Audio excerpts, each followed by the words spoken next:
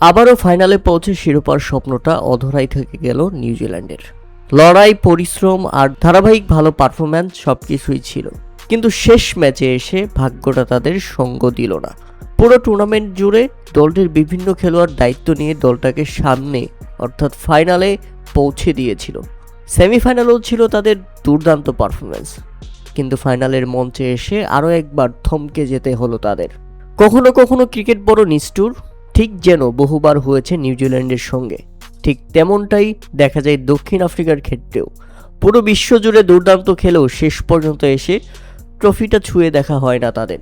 তবুও এই দলগুলো লড়াই, সাহস আর হার না মানা মানসিকতা, তাদের যে মনোভাব, তাদের আলাদা করে তোলে বারবার। আজ হয়তো নয়, কিন্তু কাল একদিন না একদিন এই আক্ষেপ, এই স্বপ্নটা পূরণ হবেই। তবে এদিকে এমনিতেই হেরে মন খারাপ মিচেল স্যান্টনারের। নিউজিল্যান্ডের এই অধিনায়ক যখন নিজের মেডেল সংগ্রহ করতে যান, আইসিসি চেয়ারম্যানের সঙ্গে হাত মেলাতে যান, ততক্ষণ পর্যন্ত ঠিক ছিল, কিন্তু জয়শার সঙ্গে হ্যান্ডশেক করে তিনি যখন চলে আসছিলেন, ঠিক সে সময় জয়শা তাকে দেখিয়ে যে প্রতিক্রিয়া দেখিয়েছে, যে অঙ্গিভঙ্গি করেছেন, সেটা কি একজন আইসিসির চেয়ারম্যান হিসেবে শোভা পায়? হতে পারে আপনার দেশ ভারত জিতে গেছে, কিন্তু তারপরেও আপনি একজন আইসিসির চেয়ারম্যান, আপনি সকল দেশের প্রতিনিধিত্ব করেন, আপনি থাকবেন নিরপেক্ষ।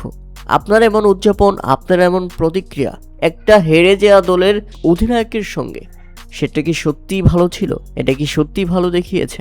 প্রিয় দর্শক, জয়শার এমন অঙ্গিভঙ্গিকে আপনার কিভাবে দেখছেন? এটা সত্যি লজ্জা হওয়া উচিত ভারতের।